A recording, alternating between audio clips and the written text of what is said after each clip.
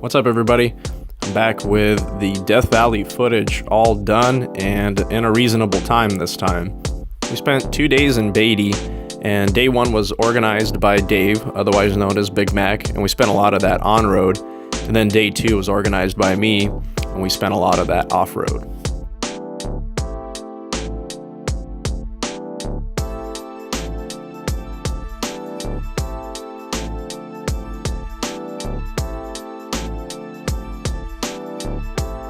Our first stop of day one was in Rhyolite, which was a ghost town and includes 3-story ruins of a bank that you see on the left.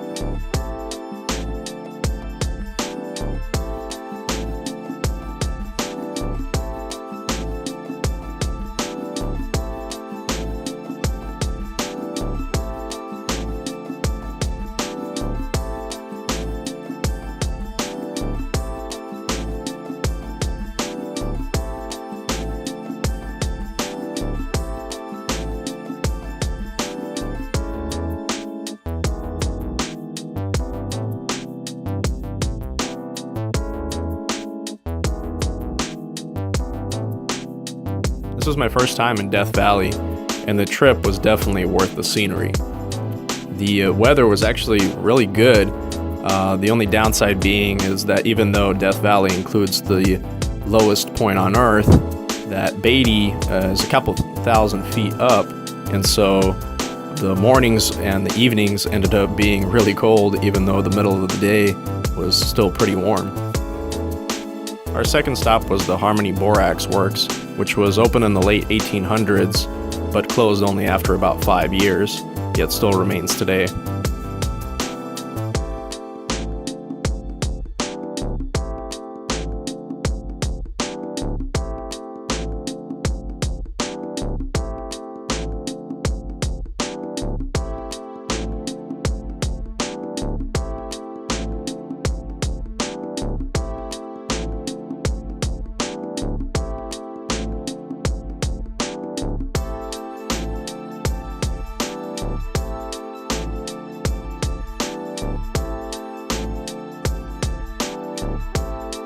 Our next stop was the Devil's Golf Course, which was a vast field of salt deposits.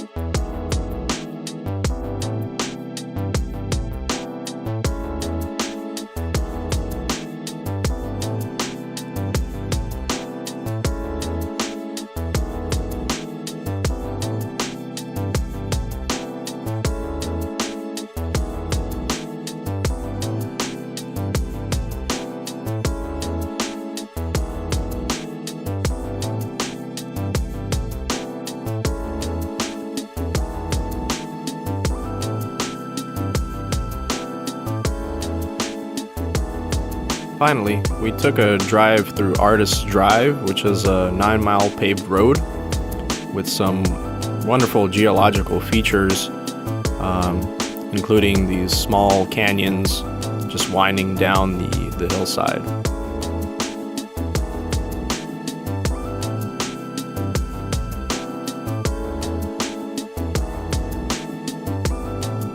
This was President's Day weekend, so there was quite a bit of traffic on this one-lane road, so we ended up getting bunched up, but it was nice to just take it slow and enjoy the sights.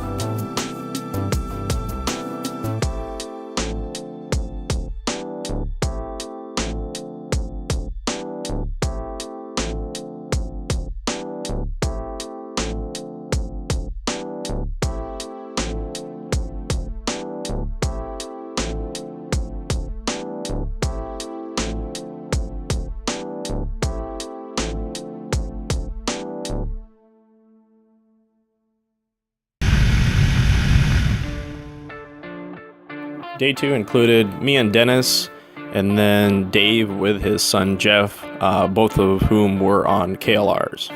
Since this was my first time organizing a ride for more than just me and Dennis, I spent hours and hours of research to decide where to go and which roads to take.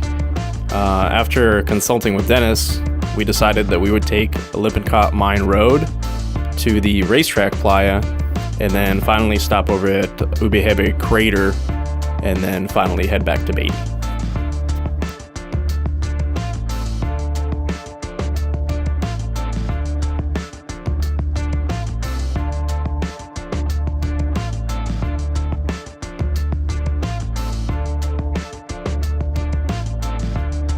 We rode out about 60 miles from Beatty to reach Father Crowley's overlook, and then it was just a few more miles down the road to the start of the trail to get to Lippincott Mine Road.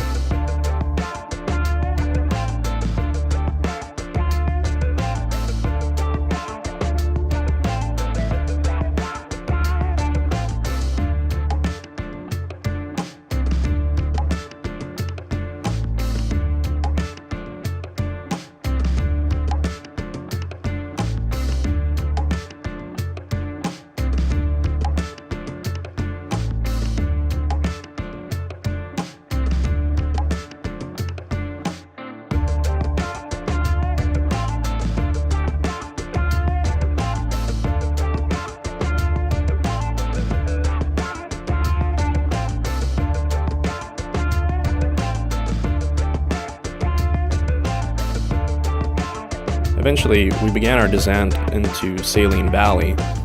It started to get a bit windy, but it was also getting later in the day, and me and Jeff, who were on intercoms, decided we would make a stop to lose a few layers. Well, it really wouldn't go as planned. This will be right here. Well, I finally dumped my bike. Yep. It was a soft one. Yeah. 3, 2, 1. We stopped at the entrance to Lippincott Mine Road for a quick lunch of our Subway sandwiches turned salad before tackling the hill.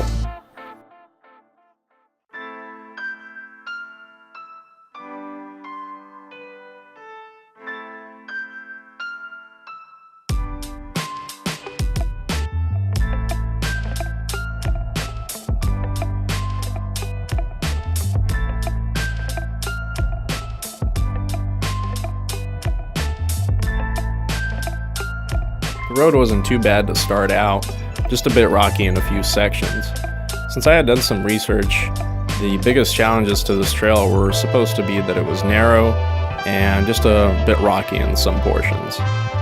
What we discovered was definitely a road that was rocky, but on top of that, seemed to get exponentially steeper as we went further, including the KLRs both having some issues with their clutches getting hot.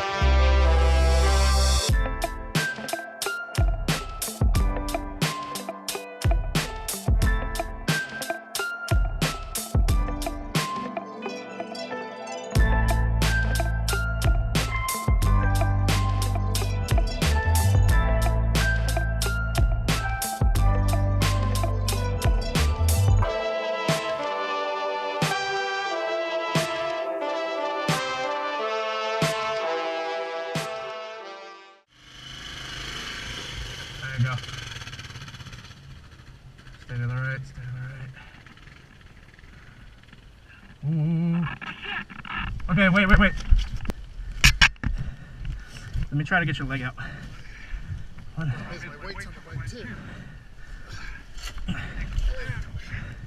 Just slide back and out.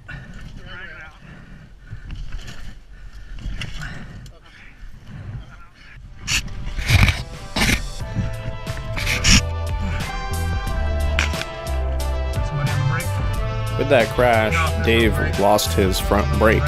We attempted some roadside repairs, but they didn't work out.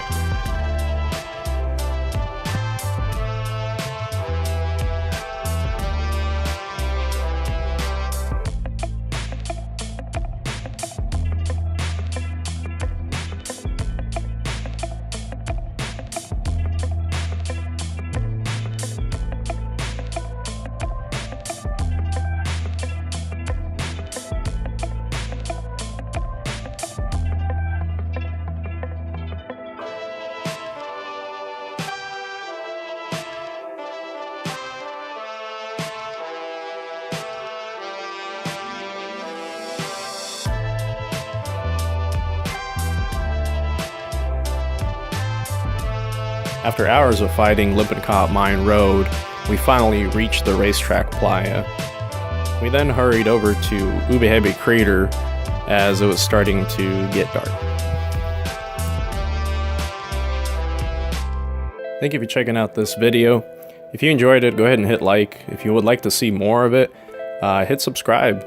I'm gonna have more videos coming out over the next couple months.